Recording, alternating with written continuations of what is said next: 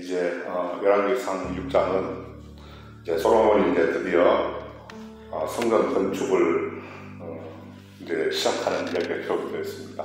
오늘 드디어 이제 앞에서 5장에서 성전 건축이 준비가 되었는데 이제 건축을 하는 그런 이제 기록을 담고 있습니다.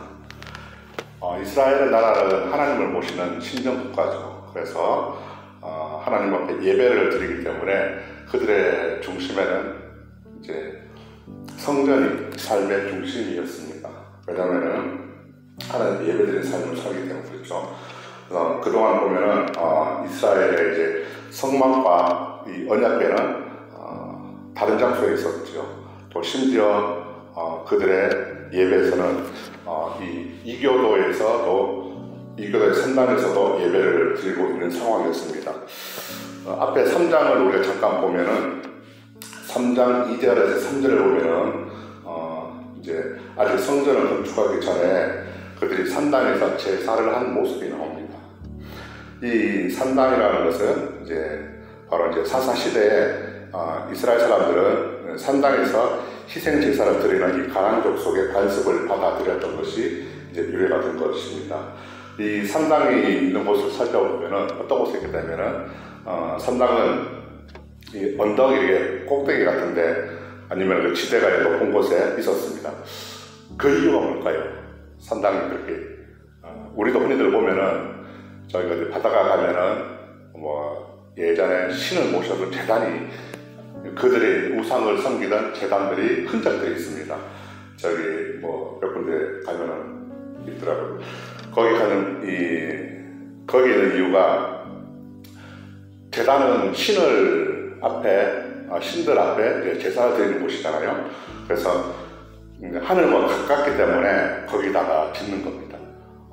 이것을 생각하면 우리 창세기 11장에 바벨탑이 아마 연상이 될 수도 있을 것입니다. 자, 이교도인 가나안인 족속은 자기네들이 하늘에 가까울수록 그들이 드리는 제사가 신들에게 도달할 가능성이 높다고 생각을 해서 제단이 높은 곳에 있게 되었습니다. 그런데 이제 모세 율법에는 사실은 성막 외에 다른 장소에서 희생 제사를 드리는 것은 금지되어 있습니다.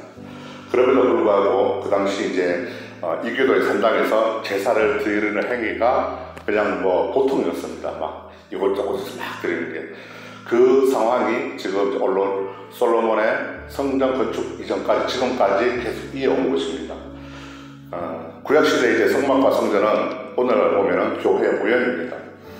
성막과 성전은 하나님을 만나고 예배하는 곳입니다. 이스라엘 백성들에게 제사와 예배의 장소는 한 곳에서만 원래는 있어야만 했죠. 이들에게는 유일신을 섬기는 이 신정국가의 백성으로서 하나님께 나아가는 길이 모두가 자기네들이 우리는 하나가 된다. 그래서 하나의 민족이라는 것을 겉으로 보여주는 것도 중요하게 생각을 했습니다.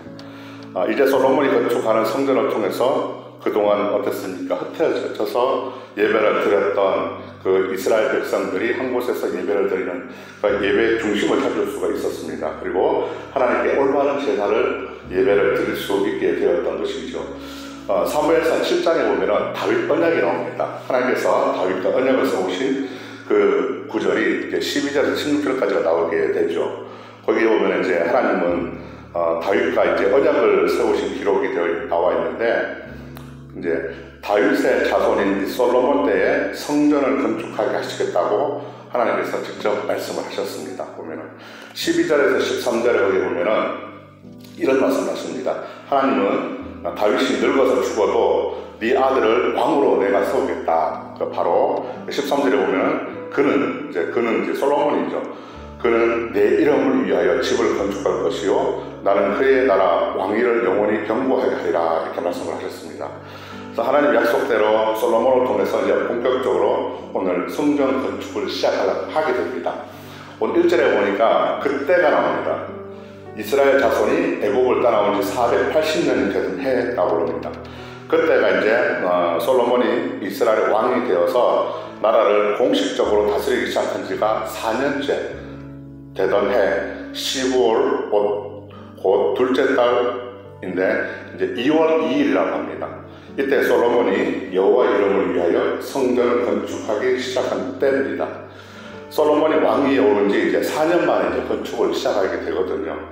그때가 이제 BC 966년인데 출애굽 사건이 480년 전이니까 성전 건축이 따지면 BC 1466년이 되는 것입니다. 그때 이제 15월은 이스라엘의 원력인데 우리로 따지면 4, 5월 달에 이제 해당이 됩니다. 그러니까 4, 5월 하면 이제 조금 이제 뭐 여름으로 좀 따뜻할 때죠.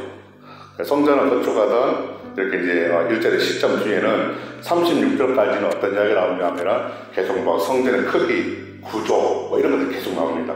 그리고 성전 내부, 외부, 재료 그런 것들 나오고 이제 하나님께서 근데 성전을 건축할 준비가 다 된 이제 솔로몬한테 다시 이제 강조하신 말씀이 있습니다.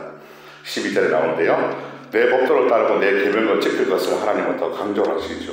12절을 한번 보시게 되면 이렇게 얘기합니다. 네가 지금 이 성전을 건축하니 내가 만일 내 법도를 따르며 내 율례를 행하며 내 모든 계명을 지켜서 그대로 행하면은 내가 내 아버지 다윗에게 한 말을 내게 확실히 이룰 것이라고 말씀을 하십니다. 자, 근데 이 말씀은 예전에 다윗에게 한 말을 갖다가 솔로몬에게 다시 강조하시게 됩니다. 이제 하나님이 다윗에게 하신 그 언약의 말씀이 아까 7장 13절에 있었습니다.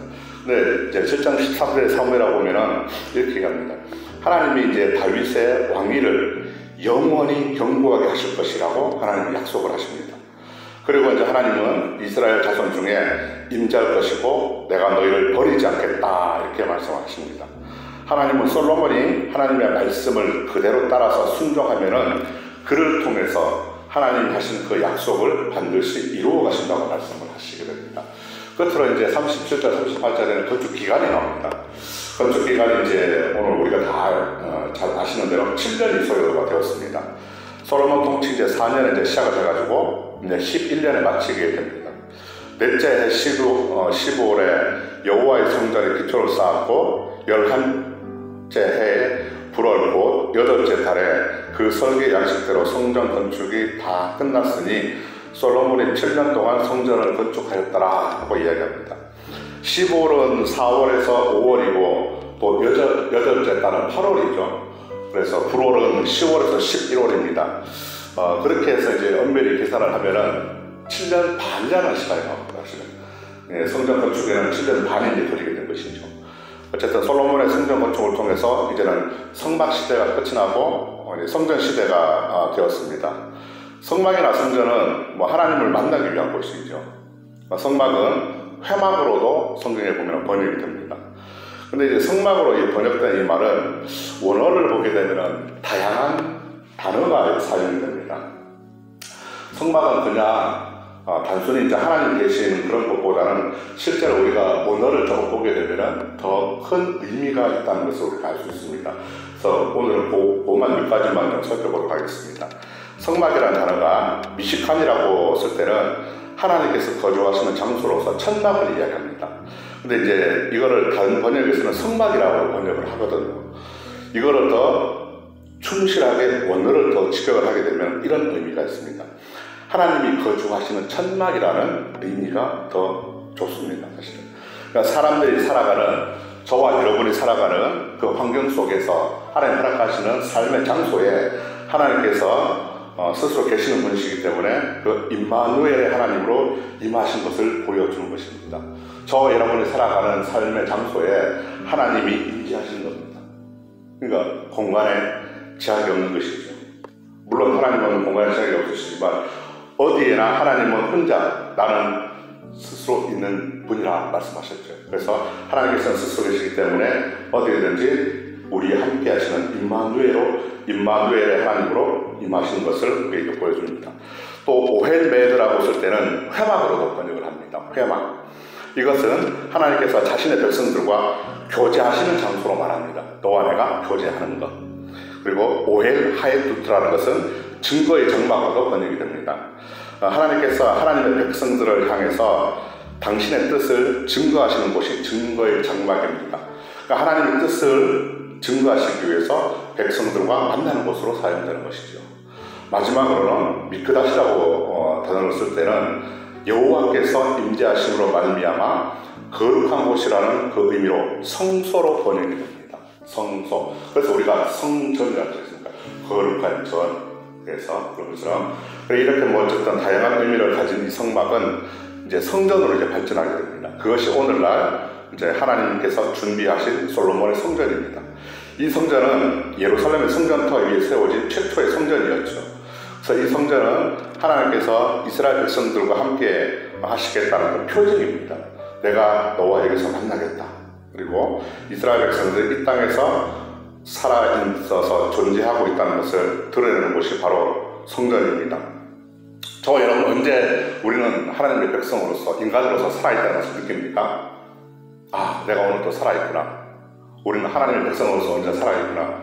그것을 그들은 느꼈을 때가 바로 성전에서 그것을 내가 살아있다고 하는 존재를 느낀다는 것이 바로 성전이었습니다.